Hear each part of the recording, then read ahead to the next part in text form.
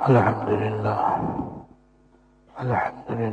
نحمده ونستعينه ونستغفره ونؤمن به ونتوكل عليه ونعوذ بالله من شرور أنفسنا ومن سيئات أعمالنا من يهده الله فلا مضل له ومن يضلله فلا هادي له وأشهد أن لا إله إلا الله وحده لا شريك له وأشهد أن سيدنا ونبينا ومولانا محمدا عبده ورسوله صلى الله تعالى عليه وعلى آله وأصحابه وبارك وسلم تسليما كثيرا أما بعد فأعوذ بالله من الشيطان الرجيم بسم الله الرحمن الرحيم وذروا ظاهر الإثم وباطنه إن الذين يكسبون الإثم سيجزون بما كانوا يقترفون صدق الله العظيم. میرے قابل احترام بزرگوں اور عزیزوں، اللہ جل شانہ نے قرآن کریم کی اس آیت میں فرمایا ہے کہ اے مسلمانوں، تم ظاہری گناہوں کو بھی چھوڑ دو اور باطنی گناہوں کو بھی چھوڑ دو. بلا شبہ جو آدمی گناہ کرے گا تو اس کو آخرت میں گناہوں کی سزا ملے گی. آخرت میں اللہ جل شانہ نے نیک اعمال کا بدلہ بھی رکھا ہے اور گناہوں کی سزا بھی رکھی ہے. نیک اعمال کے بدلہ ملنے کی اصلی جگہ جنت ہے، جہاں راحت ہی راحت، آرام ہی آرام، نعمتیں ہی نعمتیں ہوں گی. اللہ تعالیٰ نصیب فرمائے. اور گناہوں کی اصلی سزا کی جگہ جہنم بنائی ہے، جو انتہائی عذاب کی جگہ ہے، تکلیف کی جگہ ہے، اور ایسی زبردست تکلیف کی جگہ ہے کہ ہم یہاں رہتے ہوئے دنیا میں اس کا تصور بھی نہیں کر سکتے. لیکن جہنم برحق ہے اور اس کا عذاب بھی برحق ہے. اور اللہ پاک نے جنت اور جہنم کو اس لیے بھی بنایا ہے کہ مسلمان جنت و جہنم کو یاد کر کے دنیا میں اپنی اصلاح کر لیں، دنیا میں رہتے ہوئے ایمان کی حالت میں اپنے آپ کو گناہوں سے بچائیں تاکہ جہنم میں نہ جا سکیں بلکہ جنت میں جائیں. اور گناہ انسان کے ظاہر سے بھی ہوتے ہیں، باطن سے بھی ہوتے ہیں. اللہ تعالیٰ نے ہر انسان کا ایک ظاہر بنایا ہے اور ایک باطن بنایا ہے. انسان کا ظاہر وہ ہے جو ہم ایک دوسرے کا دیکھتے ہیں، اس کے متعلق بھی اللہ پاک نے بہت سارے احکام دیے ہیں، کرنے کے بھی بچنے کے بھی۔ اور ایک ہمارا باطن بنایا ہے جس کو ہم دل کہتے ہیں، دل کی دنیا کہتے ہیں، جو ہم ایک دوسرے کی دل کی باتوں کو نہیں دیکھتے، نہ دیکھتے ہیں نہ سنتے ہیں، بس ہر آدمی اپنے باطن کو خود ہی جانتا ہے اور خود ہی جانتا ہے کہ اس کے دل میں کیا ہے۔ عام آدمی ایک دوسرے کے دل کو نہیں جانتے، اس کے دل میں کیا ہے اس کو نہیں جانتے، تو اس دل میں بھی اور باطن کے اندر بھی بہت سے گناہ ہیں جن سے بچنے کا حکم اللہ پاک نے اس آیت میں دیا ہے۔ اس سلسلے میں 3 گناہ میں نے گزشتہ جمعہ بیان کیے تھے، آج ایک اور انشاءاللہ تعالی بیان کرنے کا ارادہ ہے۔ جو میں نے پہلے 3 گناہ بیان کیے ان کو میں دہرا دوں، کیونکہ وہ بھی بڑے کثرت سے مسلمانوں میں پائے جاتے ہیں، بہت سے مسلمان ان گناہوں کے اندر مبتلا ہیں۔ بعض گناہ ایسے ہیں جو مردوں کے ساتھ ہیں، عورتوں کے ساتھ بھی ہیں، بعض عورتوں کے ساتھ خاص ہیں۔ ان گناہوں میں سے ایک گناہ جو بہت ہی عام ہے وہ ہے مردوں کا اپنے شلوار ٹخنے سے نیچے رکھنا۔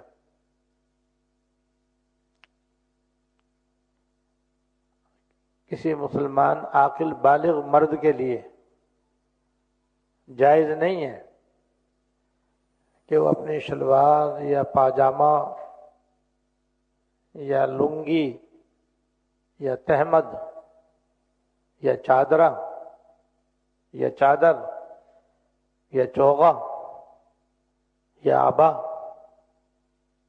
یا رومال اوپر سے نیچے اس طرح لٹکائے کہ وہ ٹخنے سے نیچے ہو جائے۔ یہ گناہ ہے اور ہے بھی گناہ کبیرہ، اور اس کی بڑی سخت سخت وعیدیں حدیث شریف میں آئی ہیں، جس میں سے بخاری شریف کے اندر یہ روایت موجود ہے کہ جس شخص کے تہمد سے اس کے ٹخنے چھپ جائیں گے وہ ٹخنے دوزخ کی آگ میں جلیں گے۔ دوزخ کی آگ میں وہ ٹخنے جلائے جائیں گے جو تہمد وغیرہ کی وجہ سے چھپا کر رکھے جائیں گے، یعنی تہمد اتنا نیچے لٹکایا جائے گا کہ وہ ٹخنوں سے نیچے آ جائے گا، ٹخنے اس کے اندر چلے جائیں گے اور چھپ جائیں گے۔ تو حضور کے زمانے میں زیادہ تر ازار استعمال ہوتا تھا، تہمد استعمال ہوتا تھا، شلوار کم استعمال ہوتی تھی، لیکن حکم سب کا ایک ہے، تہمد ہو، شلوار ہو، پینٹ پتلون ہو، پاجامہ ہو، اگر وہ ٹخنے سے نیچے ہوگا تو بخاری شریف کی روایت میں ہے کہ وہ دوزخ کی آگ میں جلیں گے۔ اور جہنم کی آگ اتنی خوفناک اور ہولناک ہے کہ ایک حدیث میں جہنم کا جو سب سے ہلکا عذاب بتایا گیا ہے، جہنم کا جو سب سے ہلکا عذاب بتایا گیا ہے وہ یہ ہے کہ کسی شخص کو جہنم میں سے 2 چپلیں نکال کر پہنا دی جائیں گی۔ کسی دوزخی کو، ابھی وہ دوزخ میں نہیں ہوگا، باہر ہوگا، بس دوزخ میں سے 2 چپلیں نکال کر اس کو پہنا دی جائیں گی، تو صرف چپلوں کے اندر اتنی تپش اور آگ ہوگی کہ ان چپلوں کے پہننے سے اس آدمی کا دماغ ہنڈیا کی طرح پکڑا ہوگا۔ دماغ یہاں پر ہوتا ہے آدمی کے سر میں، چپلیں پیر کے اندر ہیں، لیکن چپلوں کے اندر اتنی آگ ہوگی، اتنی وہ گرم ہوں گی کہ اس کی وجہ سے اس کے پورے جسم میں آگ ہی آگ، یہاں تک کہ اس کا دماغ بھی کھدبد کھدبد ہانڈی کی طرف پکے گا۔ منہ سے بھی آگ نکلے گی، اس کی پہلوؤں سے بھی آگ نکل رہی ہوگی، اور وہ اپنے دل میں یہ سمجھ رہا ہوگا سب سے زیادہ سخت عذاب مجھے ہو رہا ہے، اور وہ چپلوں کی پہننے کی وجہ سے یہ محسوس کرے گا کہ مجھے جہنم کا سب سے زیادہ سخت عذاب ہو رہا ہے، حالانکہ سب سے کم اور ہلکا اسے عذاب ہو رہا ہوگا۔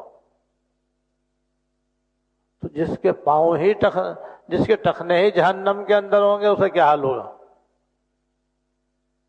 اس سے اندازہ کریں۔ اور یہ حکم نماز کے اندر بھی ہے، نماز کے باہر بھی ہے۔ بعض لوگوں کو اس میں دو غلطیاں ہوتی ہیں، بعض لوگوں کو دو غلطیاں ہوتی ہیں۔ ایک غلطی تو یہ ہے کہ شاید یہ نماز کے اندر حکم ہے، نماز کے باہر چاہے شلوار ٹخنے سے نیچے کرو کوئی پرواہ نہیں، غلط ہے۔ نماز کے اندر اگر یہ گناہ کرے گا تو نماز قبول نہیں ہوگی۔ یعنی اگر کوئی اس طرح نماز پڑھ رہا ہے کہ اس کی شلوار ٹخنے سے نیچے ہے، ٹخنے اس کے چھپے ہوئے ہیں شلوار سے یا پجامے سے یا پینٹ پتلون سے، تو اس کی نماز ہی مقبول نہیں ہوگی۔ اور نماز کے باہر ہوگا اور نماز کے اندر ہوگا تو اس کے دونوں ٹخنے جہنم میں جلیں گے۔ تو یہ گناہ نماز کے ساتھ خاص نہیں ہے کہ نماز میں بچو، نماز کے باہر کچھ بھی کرو، ایسا نہیں ہے۔ نماز میں بھی ٹخنے کھلے ہونے چاہیے، اور نماز کے بعد بھی ٹخنے کھلے رکھنے واجب ہے۔ ایسی بعض لوگ یہ کہتے ہیں کہ بھئی تکبر اگر ہو تب تو ٹخنے چھپانا گناہ ہے، تکبر نہ ہو تو پھر گناہ نہیں ہے۔ یہ بھی غلط ہے، یہ بھی غلط ہے۔ تکبر کے ساتھ اگر کوئی ٹخنے چھپائے گا تو دو گناہ ہوں گے، ایک ٹخنے چھپانے کا اور ایک تکبر کرنے کا۔ تکبر کا گناہ کا تعلق دل سے ہے، ٹخنے چھپانے کا تعلق ظاہر سے ہے۔ تو تکبر الگ گناہ، شلوار ٹخنے سے نیچے رکھنا الگ گناہ، دو گناہ ہوں گے اس کے اندر۔ اور اگر بغیر تکبر کے کوئی آدمی شلوار ٹخنے سے نیچے رکھے گا تو ایک گناہ۔ تو یہ گناہ جو ہے ہمارے اندر پایا جاتا ہے، اور ہے یہ انگریزوں کی نقل، کہ چونکہ مسلمان انگریزی زیادہ پڑھتے ہیں اور انگریز نے 1000 سال تک ہندوستان پاکستان پر حکومت کی ہے، اس لیے ابھی تک مسلمان انگریز کے غلام ہیں، ابھی تک ذہنی طور پر آزاد نہیں ہو سکے، ذہنی طور پر ابھی تک آزاد نہیں ہو سکے، اب تک ان کی غلامی کر رہے ہیں۔ اور آج کل پورا عالم اسلام جو ہے تقریباً یورپ کا غلام بنا ہوا ہے، یورپ کا غلام ہے، اس کی غلامی میں زندگی بسر کر رہے ہیں، جو ان کی ذلت کی اور ناکامی کی اور رسوائی کی کا باعث ہے۔ تو یہ اس میں انگریزوں کی نقالی گناہ الگ ہے۔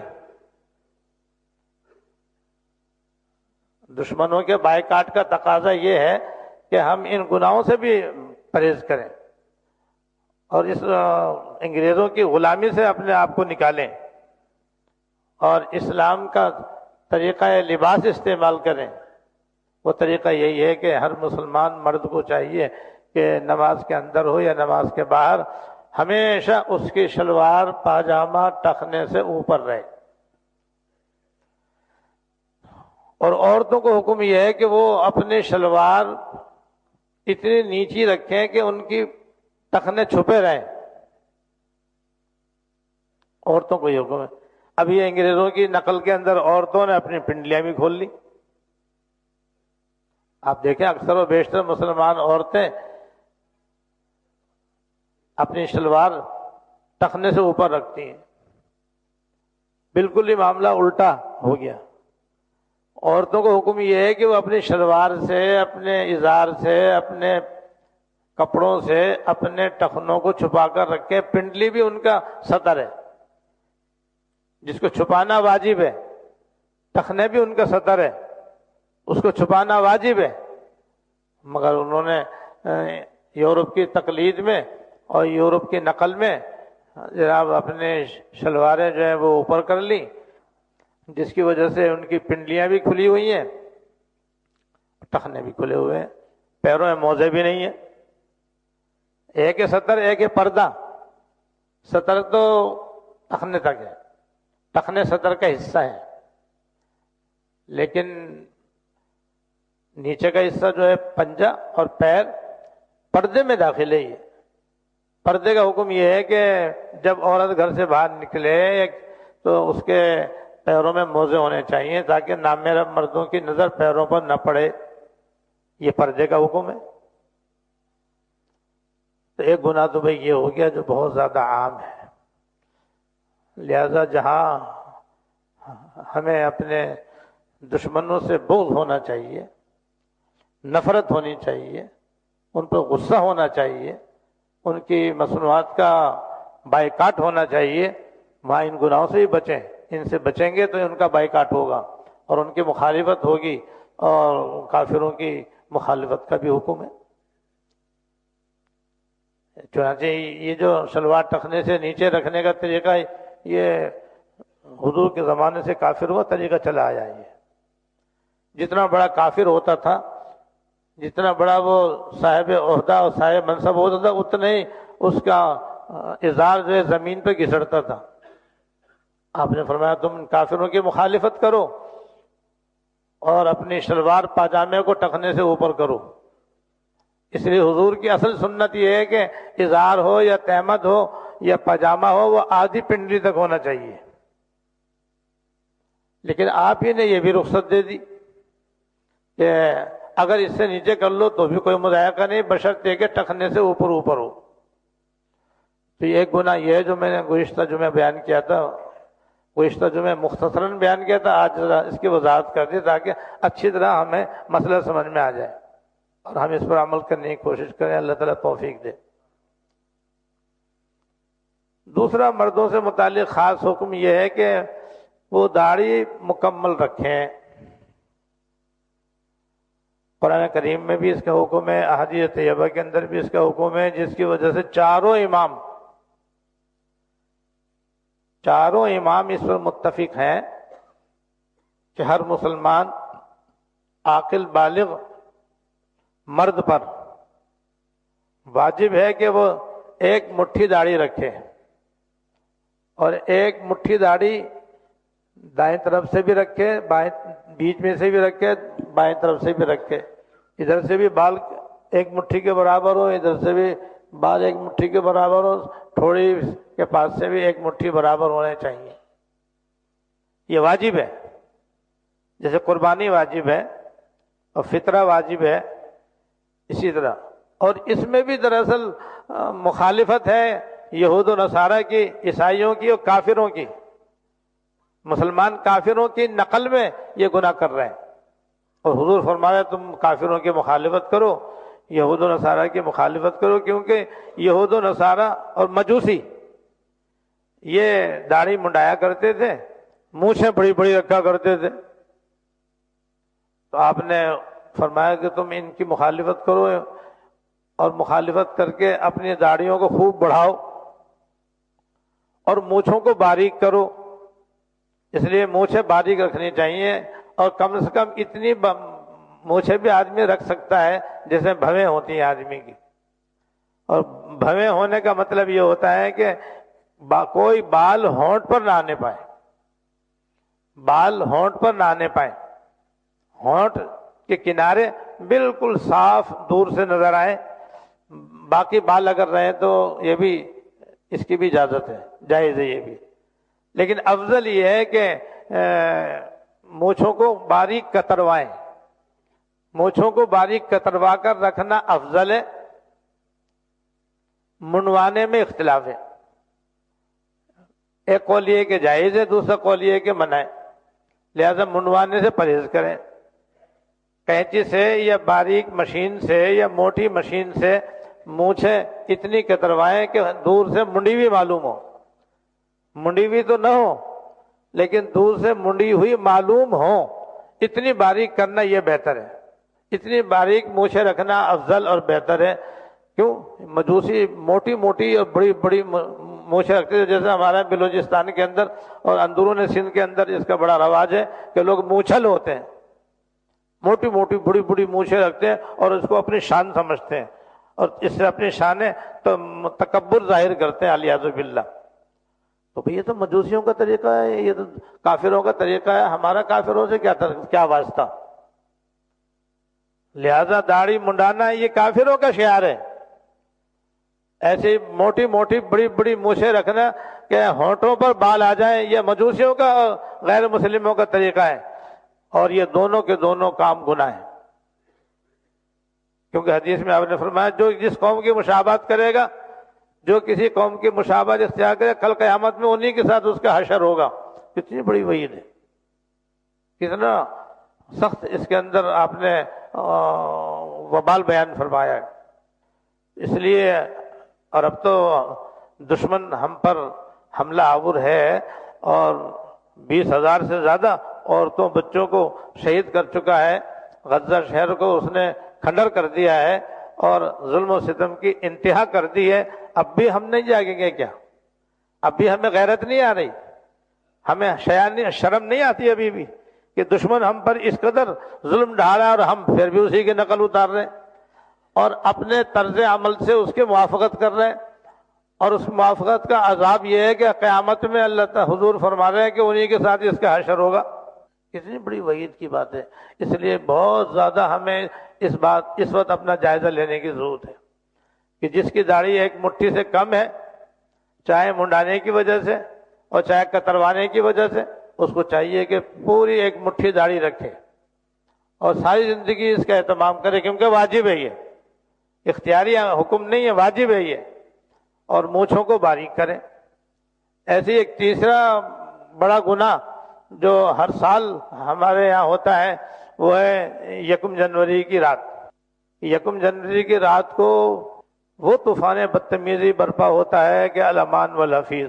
شاید ہندو بھی اپنی ہولی میں اتنا ہنگامہ نہ کرتے ہوں جتنے 1 جنوری کی شب میں ہمارے یہاں ہوتا ہے، جس کی وجہ ساری رات روڈوں پر لوگ گاڑیوں میں گھومتے ہیں اور اسکوٹر کی تیز آواز سے اس کو چلاتے ہیں، اور سمندر کنارے کیا طوفان بدتمیزی ہوتا ہے کہ عورتیں مرد مخلوط ہوتے ہیں اور گانے گائے جاتے ہیں، بعض جگہ شراب نوشی بھی ہوتی ہے اور فائرنگ خوب دبا کے کی جاتی ہے، جس سے کتنے ہی بعض مرتبہ لوگ شہید اس میں مر جاتے ہیں۔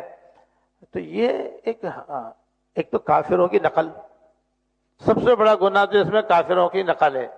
ارے بھائی کافروں سے لڑائی ہو رہی ہے، ان کے ساتھ ہمارا جہاد ہو رہا ہے، مسلمان فلسطین کے اندر ان کے ساتھ جہاد کر رہے ہیں، تو کیا دشمن کو سینے سے لگایا جاتا ہے ایسے موقع پر؟ ان کے تو ایک ایک ادا سے نفرت کرنی چاہیے، اور نفرت کر کے ان کی جو کام ہے ان سے اپنے آپ کو بچانا چاہیے۔ تو اس وقت تو اس بات کا تقاضا ہے کہ ہم ان کے مشابہت اختیار کرنے سے مکمل پرہیز کریں، اور 1 جنوری کی رات میں ہرگز کوئی ایسا کام نہ کریں جو آج تک کرتے آئے ہیں۔ نہ فائرنگ کریں، نہ گھومے پھریں، نہ جاگیں، نہ تفریح کریں، نہ مردوں عورتوں کا اختلاط کریں، نہ گانے وغیرہ بجائیں۔ یہ سارے خرافات یہ بغیر 1 جنوری کے بھی ناجائز ہیں، بغیر 1 جنوری کے بھی یہ حرام ہے اور ناجائز ہے اور اسراف ہے، تبذیر ہے، اور نہ جانے کتنے بڑے بڑے گناہ اس کے اندر ہیں۔ بعض دفعہ ناحق قتل بھی ہو جاتا ہے اس کے اندر۔ وہ ایک انسان کو ناحق قتل کر دینا ایسا ہے ساری انسانیت کو قتل کر دینا، اتنا بڑا گناہ ہے۔